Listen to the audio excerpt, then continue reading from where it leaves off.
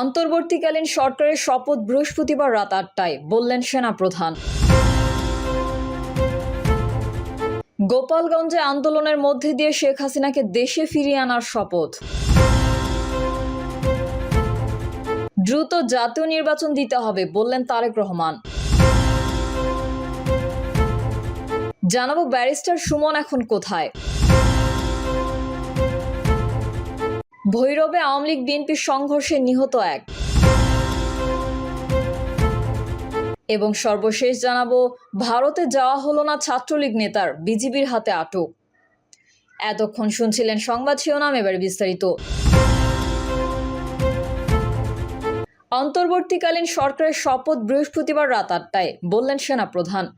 বৃহস্পতিবার রাত ৮টায় অন্তর্বর্তীকালীন সরকারের শপথ অনুষ্ঠিত হতে পারে বলে জানিয়েছেন সেনাবাহিনীর প্রধান জেনারেল ওয়াকারুজ্জামান।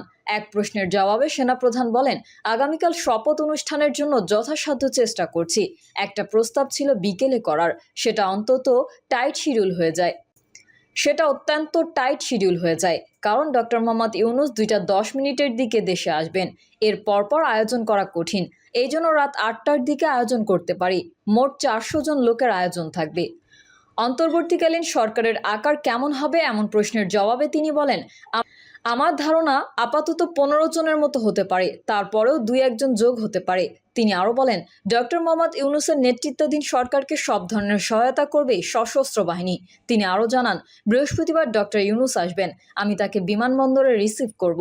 আশা করি আগামীকাল রাত ৮টায় অন্তর্বর্তী সরকারের শপথ অনুষ্ঠিত হবে। গোপালগঞ্জে আন্দোলনের মধ্যে দিয়ে শেখ হাসিনাকে দেশে ফিরিয়ে আনার শপথ। গোপালগঞ্জের টুঙ্গিপাড়ায় বঙ্গবন্ধুর সমাধির সামনে হাত রেখে আন্দোলনের মধ্যে দিয়ে শেখ হাসিনাকে দেশে ফিরিয়ে আনার শপথ নিয়েছেন গোপালগঞ্জ জেলা আওয়ামী লীগ ও অঙ্গ সংগঠনের নেতাকর্মীরা। শপথে বলা হয়, বঙ্গবন্ধুর সমাধির সামনে হাত রেখে আমরা শপথ করছি যে বঙ্গবন্ধু কন্যা বাংলাদেশে ফিরে না আসা পর্যন্ত আমাদের সংগ্রাম চলবে। তার উপর যা ঘটেছে বাংলার মানুষ সকলে দেখেছে, তাই গণ আন্দোলনকে সামনে রেখে আসবে বঙ্গবন্ধু কন্যা বাংলাদেশের মাটিতে। আমরা সকলে তাকে ফিরিয়ে আনব। তার ফিরে না আসা পর্যন্ত জাতির পিতার কবরের সামনে রেখে শপথ করতেছি যে কেউ ঘরে ফিরে যাব না। আজকে থেকে এই জাতির পিতার সমাধির প্রতি বর্গফুট ছাত্রলীগ, যুবলীগ, মুক্তিযুদ্ধ সহ সকল স্তরের মানুষকে নিয়ে বঙ্গবন্ধুর কবরে যেন কেউ ক্ষতি করতে না পারে তার জন্য পাহারা দেব। তাই আজ থেকে আপনারা সকলে এই বঙ্গবন্ধুর কবরকে সামনে রেখে আবারও প্রতিজ্ঞা করেন যে যতদিন পর্যন্ত বঙ্গবন্ধু কন্যা শেখ হাসিনা বাংলাদেশে ফিরে না আসবে, আমাদের এক বিন্দু রক্ত থাকতে এই মাজার ছেড়ে কোথাও যাব না। শেখ হাসিনা ও শেখ রেহানার সুস্থতা কামনার মধ্যে দিয়ে আজকের এই শপথ পাঠ শেষ করছি। জেলা আওয়ামী লীগের সাধারণ সম্পাদক GM শাহাবুদ্দিন আজম বলেন, আমরা যতদিন পর্যন্ত শেখ হাসিনাকে দেশের মাটিতে ফিরিয়ে আনতে না পারবো ততদিন আমরা ঘরে ফিরব না। আমাদের এই আন্দোলন চলবে, প্রয়োজনে আমরা দেশব্যাপী কঠোর আন্দোলন গড়ে তুলব। দ্রুত জাতীয় নির্বাচন দিতে হবে, বললেন তারেক রহমান। বিএনপির ভারপ্রাপ্ত চেয়ারম্যান তারেক রহমান বলেছেন, শেখ হাসিনার পতনের মধ্যে দিয়ে হাজারো শহীদদের রক্ত রঞ্জিত বিপ্লবের প্রথম ধাপ সফল হয়েছে মাত্র। ছাত্র জনতার এই রক্তঝরা বিপ্লবের চূড়ান্ত লক্ষ্য একটি বৈষম্যহীন গণতান্ত্রিক বাংলাদেশ। তাই বিপ্লবের লক্ষ্য বাস্তবায়নে দ্রুততম সময়ের মধ্যে জাতীয় নির্বাচন অনুষ্ঠান করতে হবে। দ্রুততম সময়ের মধ্যে জনগণের ভোটে নির্বাচিত প্রতিনিধিদের কাছে ক্ষমতা হস্তান্তর করতে হবে। জানাবো ব্যারিস্টার সুমন এখন কোথায়। সাবেক প্রধানমন্ত্রী শেখ হাসিনা ভারতে পালিয়ে যাওয়ার পর থেকে গা ঢাকা দিয়েছেন সাবেক সংসদ সদস্য ব্যারিস্টার সৈয়দ সাইদুল হক সুমন। কোথাও তিনি নেই। ফেসবুক, হোয়াটসঅ্যাপ, মোবাইল ফোনে তার সঙ্গে যোগাযোগের চেষ্টা করেও পাওয়া যায়নি। বুধবার ব্যারিস্টার সুমনের এক ঘনিষ্ঠজন এই তথ্য জানিয়েছেন।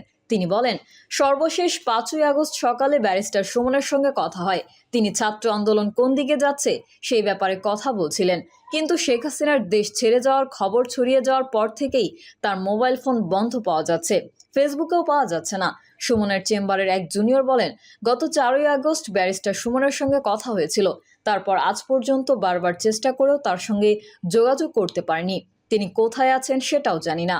উল্লেখ্য, কোটা বিরোধী আন্দোলনের বিপক্ষে অবস্থান নিয়ে ব্যাপক সমালোচনার মুখে পড়েন ব্যারিস্টার সুমন। সবশেষ তিনি বলেছিলেন, এই আন্দোলন বিএনপি জামায়াতের দখলে। তারপর সুমনকে তুলোধুনো করেন নেটিজেনরা। ভৈরবে আওয়ামী লীগ বিএনপির সংঘর্ষে নিহত এক। কিশোরগঞ্জের ভৈরব উপজেলার সাদেকপুর ইউনিয়নের আওয়ামী লীগ ও বিএনপির কর্মী সমর্থকদের মধ্যে সংঘর্ষে একজন নিহত হয়েছেন। আজ বুধবার দুপুরে মেন্দিপুর গ্রামে উপজেলা আওয়ামী লীগের নির্বাহী কমিটির সদস্য সেফায়েতুল্লাহ ও উপজেলা বিএনপির সাবেক সহসভাপতি তোফাজ্জল হোসেনের পক্ষের মধ্যে এই সংঘর্ষের ঘটনা ঘটে। স্থানীয় লোকজনের সঙ্গে কথা বলে জানা যায়, সেফায়েতুল্লাহ বর্তমানে সাদেকপুর ইউনিয়ন পরিষদের চেয়ারম্যান। তিনি নৌকা প্রতীক নিয়ে নির্বাচিত হন। তোফাজ্জল হোসেন একই ইউনিয়নের সাবেক চেয়ারম্যান। দুইজনেই ইউনিয়নটির মৌটুপি গ্রামের বাসিন্দা। দুজনের মধ্যে অনেক বছর ধরে আধিপত্য ও রাজনৈতিক বিরোধ চলছিল। বছরে একাধিকবার দুই পক্ষের মধ্যে সংঘর্ষের ঘটনাও ঘটে। এসব সংঘর্ষে বিভিন্ন সময়ে বেশ কয়েকজন নিহত হয়েছেন। শেখ হাসিনা দেশ ছাড়ার আগ মুহূর্ত পর্যন্ত সাদেকপুর ইউনিয়নের নিয়ন্ত্রণ সেফায়েতুল্লাহর ছিল। শেখ হাসিনা দেশ ছেড়ে চলে যাওয়ার পর তোফাজ্জল হোসেন এলাকার সরব হন। তিনি গতকাল মঙ্গলবার বিকেলে এলাকায় মিছিল ও সভা করেন। সভা থেকে সেফায়েতুল্লাহকে সতর্ক করেন এবং চ্যালেঞ্জ ছোড়েন। সভা শেষ হওয়ার পর মেন্দিপুর গ্রামের দুই পক্ষের মধ্যে উত্তেজনা ছড়ায়। এ ঘটনার জেরে আজ দুপুর 12টার দিকে মেন্দিপুর গ্রামে উভয় পক্ষ লাঠি সোঁটা নিয়ে সংঘর্ষে জড়ায়। সংঘর্ষের এক পর্যায়ে জহিরুল্লাহ বুকে বল্লমবিদ্ধ হয়ে মারা যান। ভৈরব উপজেলা স্বাস্থ্য কমপ্লেক্সের স্বাস্থ্য ও পরিবার পরিকল্পনার কর্মকর্তা বুলবুল আহমেদ বলেন, জহিরুল্লাহ বল্লমবিদ্ধ হন। ভৈরব উপজেলা স্বাস্থ্য কমপ্লেক্সের স্বাস্থ্য ও পরিবার পরিকল্পনা কর্মকর্তা বুলবুল আহমেদ বলেন, জহিরুল্লাহ বল্লমবিদ্ধ হন। হাসপাতালে আনার আগেই তিনি মারা গেছেন। এ বিষয়ে জানতে সেফায়েতুল্লাহর মুঠোফোনে কল করা হলে তিনি ধরেননি। তবে তার কর্মী সমর্থকদের দাবি, বর্তমান পরিস্থিতির সুযোগ নিয়ে তোফাজ্জলের লোকজন আওয়ামী লীগের কর্মী সমর্থকদের বাড়িতে হামলা চালান। হামলার সময় বল্লমের আঘাতে জহিরুল্লাহ মারা গেছেন। এ বিষয়ে তোফাজ্জল হোসেন বলেন, মেন্দিপুর গ্রামের সংঘর্ষের সঙ্গে তার কোনো সম্পর্ক নেই। খুনের মিথ্যা মামলার আসামি করার জন্য প্রতিপক্ষ তার নাম জড়াচ্ছে। এদিকে দেশে চলমান অস্থিরতায় ভৈরব থানায় আগুন দেওয়ার ঘটনা ঘটেছে। এরপর থেকে পুলিশ সদস্যরা থানা ছাড়া সংঘর্ষের ঘটনার বিষয়ে জানার জন্য ভৈরব থানার ভারপ্রাপ্ত কর্মকর্তা শফিকুল ইসলামের সঙ্গে যোগাযোগ করা যায়নি। ভারতে যাওয়া হলো না ছাত্রলীগ নেতার, বিজিবির হাতে আটক। ভারতে যাওয়ার সময় বেনাপোল চেকপোস্ট থেকে সজীব হালদার নামের এক ছাত্রলীগ নেতাকে আটক করেছে বিজিবি। সজীব হালদার ঢাকার নবাবগঞ্জ উপজেলার নতুন বান্দুরা ইউনিয়ন ছাত্রলীগের সভাপতি। তিনি ওই এলাকায় সুনীল হালদারের ছেলে। সূত্র জানায়, বিজিবি সদস্যরা তাকে জিজ্ঞাসাবাদ করেন। এ সময় সজীব হালদার বলেন, তিনি একটি কসমেটিক্সের দোকানে চাকরি করেন, চিকিৎসার জন্য ভারত যাচ্ছেন। পরে তার ফোন ঘেঁটে জানা যায়, সজীব বান্দুরা ইউনিয়ন ছাত্রলীগের সভাপতি। Benapole BGB company commander Mahbubur Rahman বলেন, সজীব হালদার চেকপোস্ট থেকে বেনাপোল সদর